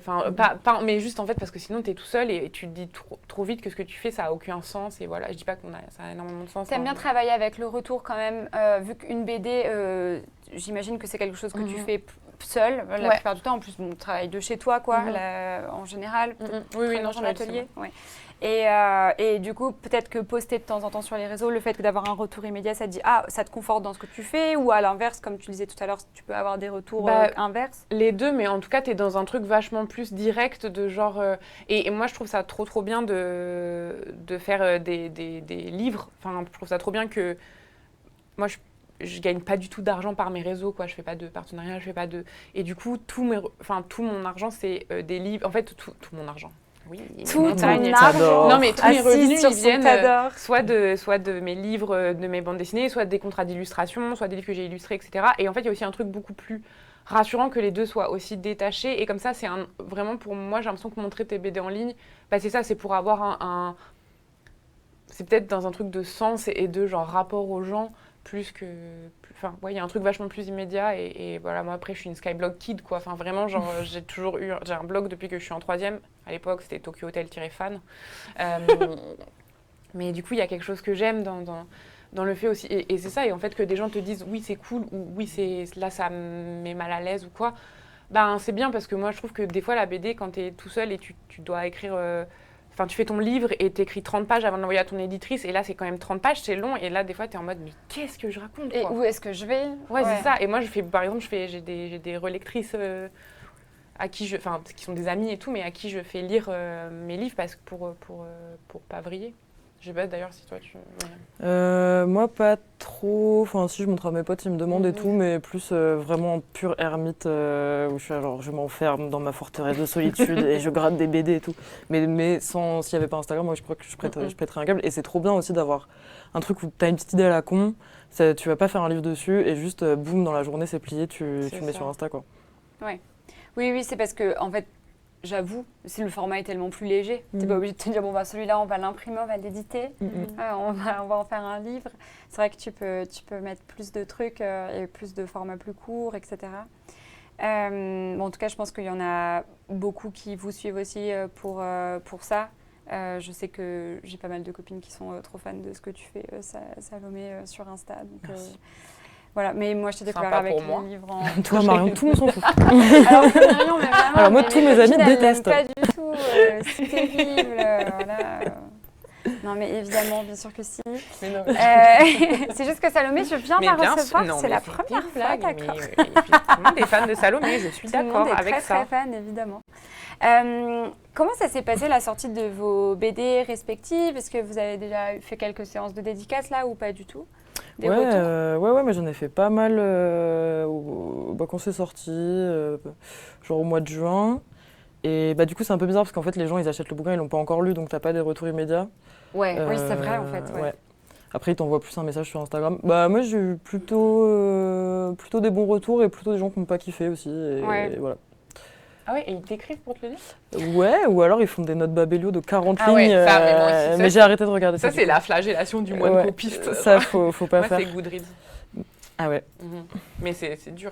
Moi, il y a Lenaï qui a mis 2 étoiles à un BD, je peux te dire que... Tu te souviens de lui, quoi? Bah, il a mis Lenaï, quoi. Je sais pas qui c'est, mais il a mis 2 étoiles. Ouais. C'est trop enculé. Mais on te retient. Elle menace, elle pointe. On te retient, on pense à toi. C'était horrible parce que le mec, il m'a descendu et qui a vraiment, je pense, a pris 2 heures sur son samedi pour écrire une rédaction. J'étais un peu en mode, il a un peu raison, c'est vrai. Ah ouais? Est-ce que grosse remise en question? Non, parce que ma BD, elle est faite maintenant, tu vois, c'est trop tard, je vais pas la changer, tant pis. Mais je pense que ça, c'est le bon état d'esprit parce que des fois, c'est horrible parce qu'on dirait, je suis en mode genre, oui, il a raison de dire ça, alors que j'en sais rien du tout de ce qu'il a dit. C'est probablement non, mais c'était plutôt smart ce qu'il disait. Mais non, mais je trouve que c'est bien parce que, imagine, des fois, je parle avec des gens qui sont vraiment dans tout le temps le perfectionnisme et vouloir refaire et tout. Moi, je suis en mode, une fois que tu as accouché de ta BD, let's go. Oui, moi, je suis en mode, laisse-la partir, elle fait ses trucs. Et puis, on n'est pas neurochirurgien non plus, tu vois. Enfin, vraiment, la BD, ça va. Quoi? Tu trouves pas que c'est une chose de première nécessité? Non, je crois qu'on changera vraiment pas le monde avec des BD. Des héroïnes du monde moderne? Non, trop pas. Oui, je vois. Je pense qu'il y a un moment donné où tu te dis, faut s'arrêter, quoi. Genre, tout est perfectible. Évidemment que tu peux retourner le problème dans tous les sens, mais une fois que tu l'as couché sur papier, je pense que... Oui, voilà. Faut passer à la suivante. Mais c'est l'autrice Cyrielle qui le dit, parce qu'en fait, elle fait toutes ses BD en live sur Twitch. Ah ouais. Et en fait, elle fait que du tradi. Elle travaille pas en numérique. Elle travaille plus en numérique parce qu'elle en avait marre de faire le CTRL-Z systématique et parfois même genre il n'y avait pas besoin de faire un CTRL-Z mais tu le fais parce que c'est mécanique genre et que c'est ancré. Et en fait elle dit j'en pouvais plus quoi de devoir faire retour à chaque fois et elle dit quand parfois je vais sur des lives de gens qui dessinent sur Twitch et que je les vois faire que en retour arrière, t'es en mode mais stop, il est super ton trait là, faut s'arrêter. Et en fait elle disait que faire son dessin en tradi, c'était aussi parfois faire preuve de lâcher prise et de se dire que en fait ça y est là, le trait il est fait, il est là. Il n'y a pas moyen de revenir en arrière et genre évidemment que tu peux toujours tout corriger, changer, etc. Mais bon, voilà, faut savoir aussi... Lisa Mandel, elle m'a dit un jour, mieux vaut fait que parfait. C'est mon mantra depuis. Une reine. Ouais. Mais je suis trop d'accord. Et en fait, en plus, il y a vraiment ce truc où je pense qu'on... sinon, tu deviens ouf, quoi. Et en plus, la BD, moi, ce que j'aime, c'est qu'il y a un truc d'immédiateté. Enfin, dans le sens... T'as besoin d'être financé pour payer ton loyer, mais c'est pas genre un film où il y a une équipe et où il y a... Et donc, en fait, t'as l'idée, hop, bam, c'est bon. Et en fait, si tu juste reviens... Moi, souvent, en fait, déjà, je suis toujours en retard. C'est juste, c'est le capitalisme, ça fait ça, quoi. Ça fait en sorte que les dates de sortie, elles peuvent pas être d'accord avec ton processus créatif et tout. Et donc, il y a des moments où je bâcle, et en fait, pas je bâcle, c'est pas vrai, mais genre où il y a un truc où je suis en mode, ce dessin, je l'aime pas. Et après, le livre est imprimé, je suis en mode, ce dessin, par exemple, ce dessin, je le déteste. Et c'est le marque-page. Mais oui, mais c'est ma faute, tu vois. C'est genre juste... mais c'est OK, tu vois. Il faut lâcher prise. Parce que moi, vraiment, la chose que j'aime le moins dans la vie, c'est refaire. Pareil. Et jamais de la vie. C'est pour ça, tu sais, quand tu fais lire à des gens et que t'es un peu en mode donnez-moi des conseils, moi je suis genre me donnez pas de conseils, je vais pas refaire. Moi je suis en mode donnez-moi des conseils, mais de changer une virgule. Tu oui, vois. voilà. C'est ça. Non, ou de me dire, dites-moi si ça marche ou pas, quoi, globalement. Mais quand j'étais en école de BD, je sais pas toi, mais il y avait vraiment les gens qui avaient du mal à finir leur truc parce qu'en fait, ils étaient trop en vouloir faire un truc parfait. Et à un moment, ça fait... Moi, j'ai un pote, tu sais, genre sa première planche de la BD, il l'a faite 30 fois, je pense, parce qu'il était il faut que ce soit parfait et tout. Mais t'en as 250 qui arrivent derrière. Enfin, bouge-toi, tu vois. Je peux pas faire ça. Oui, je vois. C'est pas la première fois que j'ai ce genre de conversation avec des auteurs, avec des autrices. Il y a plusieurs écoles, mais ouais, Cyrielle, elle a un avis aussi bien tranché sur le sujet. Cyrielle, une reine. Elle fait toutes les choses. Elle est en mode, et si jamais je cousais des choses extrêmement compliquées, et en même temps, je retapais ma maison, et en même temps, j'étais un ange céleste, et en même temps, je faisais mes bandes dessinées en live sur Twitch, et je suis genre, mais qu'est-ce qu'elle fait Quelle femme. Je la reçois demain. Je suis trop contente. Ça fait pas la peine de te vanter. 4 mois que je l'ai en interview, je pense je vais finir par lui poser des questions. Vous partez en vacances ensemble, je ne sais pas. Meuf, tu veux partir avec moi en vacances? Je vais lui demander ça parce que là, je sais plus quoi lui demander. Je me demandais, tu commençais à parler de ta future BD tout à l'heure. C'est quoi vos projets à venir là? Et moi, je vais faire le tome 2 de Ernestine. Ah, trop cool! Ouais. Trop bien. Mm. Tu tapes dessus là en ce moment ou Ouais, ça là va j'étais un peu dans des boulots de commande et tout, donc pas trop, mais oui, il y a un début là déjà. J'ai même pas mal. Même pas mal. Ouais. Allez, stylé. Moi, je travaille sur une romance, sur une BD pour la collection Romance Queer de Exemplaires. Bon, je dis je travaille, mais j'ai fait genre 4 pages scénario pour l'instant, mais j'ai mon idée et je suis contente. Et donc, c'est une petite histoire lesbi. Et mon point de départ, c'est de me dire... c'est de faire un film de Noël, mais version BD, et aussi en ayant vu très peu de films de Noël, c'est-à-dire voici les films de Noël que j'ai vus, Love Actually, Bridget Jones, Die Hard. Voilà. Ouais. Donc, mais là, plus un truc, en fait, mon point de départ, c'est un peu en mode genre, une meuf qui recroise son crush de lycée au Leclerc parce qu'elles sont rentrées à Noël pour faire les fêtes de fin d'année dans... Et est-ce que Ok. tout les sépare, mais... Non, justement, moi, tu vois, je suis un peu dans ce truc de genre... encore la banalité, le quotidien, un petit truc tranche de vie au final. Ok. Non, Il n'y en non. a pas une qui est partie à la Mais il vie y en a pour une être qui est devenue une vétérinaire. chanteuse. Ah oui, ah quand Ah même. oui. Oui, Oh. c'est ça. Parce que tout est parti d'une blague que je voulais faire où le personnage dit à sa meilleure amie, c'est exactement comme la chanson Skater Boy de Avril Lavigne, et elle dit pas du tout. C'est vraiment rien à voir. Et donc là, j'étais en mode excellent. Et à partir de ça, une histoire est née. C'est l'idée pivot du livre. C'est véritablement ça. C'est marqué dans ses notes sur son téléphone. Et là, c'est comme Skater Boy. Non, pas du tout. Bah, Ok. le titre de travail, c'est vraiment Skater Boy, quoi. Parce que Ok. je voulais, c'est-à-dire j'ai fait le dossier sur mon iPad en mode parce que je fais mes storyboards sur iPad. Mais là, je vais la faire justement en tradi aussi parce que c'est dur d'être tout le temps sur un écran. Et d'ailleurs, le truc, c'est moi, c'est pas tant CTRL Z parce que comme je disais, je déteste refaire. Mais par contre, c'est vraiment, je sais pas, enfin, genre, je zoome sur mon papier comme ça. Ouais. Ou en mode, et après, je suis en mode, oh là là. Oh là là. Bah la non, honte. du coup. Voilà. Alors, on arrive bientôt à la fin de cette émission. Du coup, j'en profite pour vous rappeler que si vous faites point d'exclamation imaginaire au singulier, que ce soit dans mon chat, twitch.tv/ultia, ou dans le chat de Gléna, twitch.tv/GlénaLive, vous pouvez avoir la chance de gagner en colis de Salomé Laoche dédicacé et aussi le problème avec les fantômes de Myrion Mal également dédicacé. Voilà, donc n'hésitez pas à participer. Si vous avez déjà participé, une seule fois suffit. Et il y aura le tirage au sort en fin de live, donc dans quelques instants. Je tiens aussi à vous rappeler que en ce moment même en librairie participante, vous avez le mois de l'imaginaire et donc pour 2 BD imaginaires Gléna à acheter, vous avez un lot de 4 écussons brodés qui est offert. Voilà, donc n'hésitez pas à consulter les librairies participantes. Donc là, au-delà de ces projets à venir pour toutes les deux, vous avez aussi des tournées de dédicaces. Peut-être que j'en oublie, mais je sais que Myrion, on peut te retrouver à Lille, Bruxelles, Nantes, Rennes, Paris bientôt. Et Salomé, là, tu as Quai des Bulles à Saint-Malo, on en parlait tout à l'heure. C'est ce week-end là? Ouais, c'est vendredi, samedi, dimanche. Ok, donc on peut te retrouver aussi à Ouais, Quai fort. des Bulles à Saint-Malo, dans l'eau. Ne venez pas, s'il vous plaît, mais... Ne venez surtout pas, je vous en conjure. Alors, quand on fait ces émissions pour parler de bande dessinée, on adore, j'adore, moi en fait, j'adore, vous C'est demander toi qui fais. vos recommandations culturelles. Et en fait, à chaque fois, on personnalise les recommandations culturelles en fonction du thème de l'émission. Et cette fois-ci, c'est extrêmement spécifique, mais je voulais une recommandation culturelle avec des fantômes et ou des sorcières, spécifiquement. Exit les vampires. Next, no Twilight here. Bah après, est-ce que genre le fantôme de Edward Cullen que Bella voit quand elle a des flashs d'adrénaline sur les motos des bikers, est-ce que ça compte en fantôme? Je sais pas. J'avoue, je sais pas. La vérité, j'ai juste vu Twilight 1, mais je l'ai vu énormément de fois car mes colocs d'internat le regardaient tous les soirs pendant Ok. 1 an en terminale. Il faut que tu regardes tout. Ouais, j'ai des bottes Twilight en plus, elles sont Mm. trop belles. Ah ouais? Ouais, elles sont incroyables, je te montrerai. Ok. Et je les avais mis en Angoulême l'an dernier, fureur. Ah ouais? Ouais. Mais genre, mais quoi, il y a la tête de Robert Pattinson. C'est incroyable, hein. c'est juste, il y a juste un collage avec plein de photos de Twilight 1, avec eux deux qui se regardent comme ça, ils sont allongés dans l'herbe et tout. Ah ouais, j'adore. Avec des plateformes, déjà comme je fais 1m80 avec, je suis immense avec mes bottes Twilight. J'adore. Ok, très bien. Power Mais genre, move. c'est officiel ou c'est custom? Non, c'est officiel, je pense. J'en peux J'ai trouvé ça en voulant trouver sur Vinted les trucs Bershka, mais c'était pas... Ah mais Car fast fashion is not good.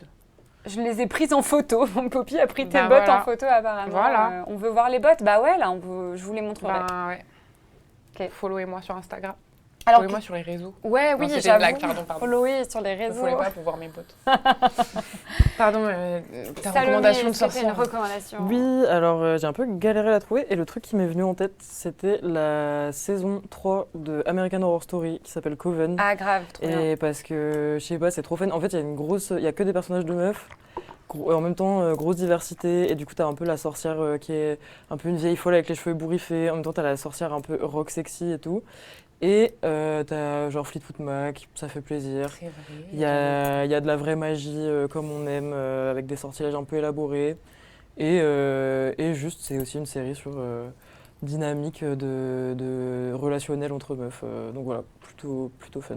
J'ai vraiment trop aimé cette saison. Mm. Je suis absolument fan du personnage qui est incarné par Emma Roberts. J'adore. Ouais. C'est mon perso préféré. Il faut que je les re-regarde. Et ça a continué, la American Horror Story. Moi, j'ai give up il y a Ouais. longtemps. Et j'ai give up aussi, il n'y a pas si longtemps, moi, pour le coup, mais il faut que je me mette à jour. Les dernières saisons, c'est complexe. quand Ah même. ouais, c'est vrai. Ouais, bah, je disais, pour moi, Ryan Murphy, c'est vraiment un homosexuel qui n'aime pas les femmes. Il veut le montrer à chaque fois. Ah oui, tu penses? Ouais, je sais Mais pas. genre, tu trouves que ça, Et aussi, c'est ça assez transpire plate. pas ça dans Coven, par exemple? Non, moi, en fait, on en parlait tout à l'heure. Pour moi, je trouve que Coven, c'est la dernière bonne saison. Freak Show, elle devient un peu... Elle est quand même un peu... Elle est regardable, tu vois. Mais après, c'est complexe, quoi. Ouais, je suis un peu d'accord. J'ai aussi perdu le fil. Non, Ensuite, Coven, sans c'est trop fun. vraiment toucher du doigt le pourquoi du comment, mais... Quand j'ai regardé la saison 2, j'ai dormi avec un couteau sous mon oreiller pendant... Ah ouais, C'est ouais. vrai. Ça t'a fait beaucoup d'effets, J'en quoi. peux plus. Avec mon couteau et mes bottes Twilight, personne ne peut m'atteindre. C'est terminé, évidemment. À contrario, le dernier est très féministe. Ah. La dernière saison de American Horror Story? Ok, très La bien. saison 1 est quand même la best. Eh bien, je dirais plutôt non. Plutôt 2-3, hein. Plutôt 2-3? 2, 3, 1. Non. Ouais. 2, 3, 1. Ouais. Ouais. Mais 2 et 3, j'arrive. Bref, peut-être que le débat peut cesser aussi un moment. Ouais. Mais il y en a énormément, genre là, il y en a genre 12, non? un truc Ouais, comme Ouais, ça. il y en a beaucoup. Il y a Kim Kardashian dans les Ouais, c'est dernières. ça, ouais. J'ai abandonné à ça. Ouais. Et il y a aussi American Horror Story au singulier. Et c'est... C'est genre un épisode égale une histoire. Oui, quoi. oui, c'est ça. Mais j'ai pas trop aimé ça pour le coup. Ouais. Ça m'a pas conquise. Myriam, c'est quoi ta recommandation culturelle? Moi, j'ai mis le film Cria Cuervos de Carlos Et voilà, j'ai oublié son nom. Est-ce que tu l'as? Non, mais je l'ai sinon, pas. c'est Mais en tout cas, c'est le film où il y a la chanson de Por qué te vas que vous avez probablement appris en espagnol si vous avez fait de l'espagnol au collège.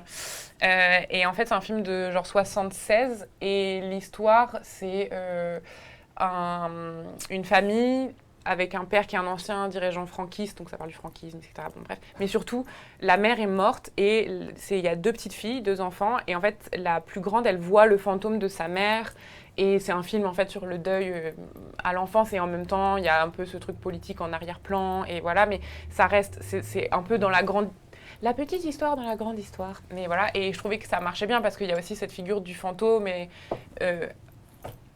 un peu banal et pas dans un truc justement horrifique. Fantastique, horrifique, bien, voilà. etc. C'est un peu plus Et comme dans Le Problème avec les fantômes, ça. du coup. Et moi, j'aimais, voilà, j'ai trouvé que ce film était très très beau. Et je l'ai vu l'année dernière alors que, c'est ça, j'ai appris Por qué te vas quand j'avais 12 ans en espagnol, comme tout le monde, tous les enfants. T'as fait Espagnol, LV2 espagnol, et toi? Allemand. Allez, Parce moi, que ma mère est prof d'espagnol et j'étais en mode esprit de contradiction. C'est vrai? J'adore. J'ai commencé l'allemand en CE1 même. Ah ouais, en CE1? Mhm. Tu veux dire que tu étais allemand LV1? J'étais classe bilingue. Oh, excusez-moi. Ok, je lui donne un Bilingue chewing-gum. latin. Je lui donne un Grec. chewing-gum tout à l'heure, elle m'a dit Dankeschön. Ok, ça y est là. Ah donc CE1, je savais même pas que c'était possible. Ouais, Moi je je suis sais pas, italien depuis la 6e. dans ma primaire, on pouvait choisir soit faire anglais, soit faire allemand. Je me suis dit, allez, Deutsch. Ok, Deutsch sprechen. Et du coup, tu parles allemand là? Pas du tout. C'est scandaleux. À combien de personnes dans votre vie vous avez parlé qui vous ont dit j'ai fait allemand et en fait tu leur demandes et du coup tu parles allemand et genre ils te disent Ouais, 100%, toutes. C'est pas... Moi, il y avait un collège où il y avait des gens qui sont venus dans mon lycée qui étaient en allemand LV1. Et eux, pour le coup, voilà, Ils étaient motivés. Mais c'est parce qu'il y a beaucoup d'échanges. Mm. Quand tu es en allemand, enfin ils sont tous... Moi c'est comme ça que j'ai eu mes premiers posters de Tokyo Hotel. C'est une Ah. Corrèze allemande qui les a amenés. j'ai été fan de Tokyo Hotel après avoir choisi ma LV2. Et bien exactement pareil, c'est pour ça que j'ai fait allemand LV3. On fait pitié de fou. Moi du coup j'ai essayé d'apprendre l'allemand tu sais, sur internet genre parce que je me suis dit on sait jamais tu sais, si je veux un concert de Tokyo Hotel et que Bill et Tom Bien sûr. ils me demandent des trucs genre je suis obligée de parler avec eux tu vois. L'autre jour quelqu'un m'a dit ah ouais machin je suis allée à Leipzig. J'ai dit ah oui Leipzig c'est la ville de naissance de Tokyo Hotel. Et là, ils Et t'ont la dit, personne a t'es fait... trop grave. D'accord. Tu sais que Tom Collitz, il a fait une vidéo pour moi. Punaise. J'avais envie de pleurer, genre en gros c'est, je sais pas si tu es là dans le chat, peut-être pas, mais du coup une meuf qui me suit, qui me dit je suis dans leur fan club et du coup je vais les voir à Paris et il y a une espèce de truc après le concert où ils peuvent parler, etc. Et elle lui a demandé, elle m'a dit tu veux quoi, tu veux une dédie ou tu veux une vidéo? Je fais mais je veux trop une vidéo. Et donc elle est allée voir Tom et genre il a parlé, il a dit Carla, il m'a appelé par mon prénom, j'étais en mode, je lui ai dit dites-lui de m'appeler par mon prénom, comme ça c'est plus personnel. Et genre il a dit, je sais plus ce qu'il a dit, je sais pas pourquoi t'es pas là, mais la prochaine fois faut que tu viennes et tout. Et du coup j'arrêtais pas de mettre en boucle à mes copines en mode, regarde, je comprends. regarde. Purée. Moi je les avais vus et c'était, je les ai vus pour mon cadeau pour mes 30 ans. Que mon frère et ma soeur m'ont offert, c'était d'aller les voir en concert. Je les avais jamais vus, c'était incroyable. Et moi évidemment j'étais Team Bill comme énormément de lesbiennes. C'est la gateway drug des lesbiennes. Et il avait plein de petites tenues à base de petits slips et pantalons. Vous savez les pantalons où il y a juste les, enfin le slip est sous le pantalon mais on le voit. Des jogs. Non, bref. J'ai oublié le nom. Le slip est sous le pantalon. C'est genre, vous voyez, comme un truc de cow-boy, mais il y a genre crotchless. Ok. Genre, il y a un trou et là, il a le petit slip assorti, tu vois. Nice. Ouais. C'est comme s'il avait un collant en jean par-dessus un petit slip qui était visible. Donc très Il mode. était incroyable, ouais. Ok. Il y avait énormément de changements de tenue et tout. Eh bien, du coup, on a cette recommandation, on s'en éloignait, je sais pas ce qui a fait qu'on a commencé à parler de Tokyo Hotel. Des chaps, exactement ce que dit la personne. Ah, des chaps, ok. Eh bien, moi, ma recommandation, c'est un podcast qui s'appelle La Nymphe et la Sorcière. C'est un podcast que j'ai découvert il y a de ça quelques mois. Je peux écouter des podcasts que quand je conduis, sinon mon cerveau, il écoute pas du tout. C'est horrible. Du coup, t'es pas du coup concentré quand tu conduis. C'est ça que t'es en train de nous dire un peu. Bah si, justement, je crois que c'est le seul moment où Ok. je suis concentrée et où je peux du coup écouter, Ok. tu vois. Et Genre, t'es en mode sinon- non, le ménage, je peux pas podcast Non. en même temps parce que sinon. Oui, voilà. je fais que remettre. Mais quand en je suis affaire. sur l'autoroute à 130, là, il y a La pas de Nymphe et souci. la quoi. Sorcière, c'est le seul moment où je peux écouter des podcasts, sinon je sais pas, mon cerveau s'envole. Et donc c'est un podcast de Servane Ardouin Delorme. Et en fait, chaque épisode se concentre sur une figure féminine de l'Antiquité, souvent de la mythologie, ça dépend. Je vous conseille tout particulièrement, il y a un épisode qui parle des sirènes, de comment il y a eu des sirènes, comment on a parlé des sirènes, c'est quand la première fois qu'on a parlé des sirènes, est-ce que c'était déjà une femme poisson, est-ce qu'il y avait déjà ce côté un petit peu sexy, séduction d'hommes, etc. au début. Spoiler alert, non, pas du tout. C'était pas du tout la femme qui attire le pêcheur dans ses filets, enfin c'était absolument pas cette image-là. Du coup, très intéressant, il y a tout un épisode sur Phèdre aussi que j'adore, qui est un personnage que j'adore, Phèdre. Donc voilà, n'hésitez pas à écouter ce podcast que je trouve incroyable. Et en plus de ça, elle a des invités qui sont... En fait, c'est que des femmes. Et elle a des invités extrêmement pertinentes. Genre vraiment, les meufs, c'est des tronches de ouf. Elles ont fait des thèses de fous malades sur leur sujet. Enfin, elles sont trop smart et j'aime trop leur échange. Donc voilà, je vous invite vraiment à écouter ce podcast. Et ça s'appelle La Nymphe et la Sorcière, qui parle de femmes mythiques et réelles de l'Antiquité grecque, romaine et égyptienne par Servane Ardouin Delorme. Voilà, donc n'hésitez pas. Eh bien, écoutez, mesdames, j'étais ravie de vous avoir à ma table. C'est le moment du tirage au sort des gagnants. Je rappelle qu'il y a un gagnant par chaîne. Donc, pour gagner les BD dédicacés, Le problème avec les fantômes et en colis de respectivement Myriam Mal et Salomé Lahoche. Voilà, donc on va faire les dédicaces tout à l'heure, ainsi que les miennes. Donc merci à vous.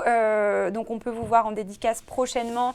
N'hésitez pas à suivre Myriam Mal et Salomé Lahoche sur Instagram pour avoir le suivi des dédicaces, mais aussi de leurs prochaines actualités et de leurs futures œuvres. Donc je rappelle que En colis et Le problème avec les fantômes sont d'ores et déjà disponibles en librairie. Donc n'hésitez pas à vous rendre en librairie pour vous les procurer, surtout qu'en ce moment c'est les mois de l'imaginaire et en librairie. Et donc Glénat vous offre des petits patchs à mettre sur votre veste en jean très mode. Donc n'hésitez pas à vous y rendre. Voilà pour 2 bandes dessinées achetées. Je vous remercie d'avoir suivi ce live dans le chat. Merci beaucoup Myriam. Merci. Merci beaucoup Salomé. Merci. Et je vous dis à demain 11h. Ouais, une matinale sur ma chaîne, si c'est pas incroyable, puisqu'on va recevoir Boulet et Si pour parler de BD fantastique, jeunesse. Ça va être trop bien. En plus de ça, ils vont se taper sur la gueule toute l'émission, puisqu'à chaque fois que je les reçois, tous les deux, ils font que se chicane. Donc visiblement, c'est ce qui va se passer probablement demain aussi. Donc n'hésitez pas à venir, c'est demain à 11h sur la chaîne de Gléna, twitch.tv/GlénaLive et sur ma chaîne twitch.tv/Ultia. Je vous remercie, je vous souhaite une excellente fin d'après-midi et je vous dis à demain 11h. Bye!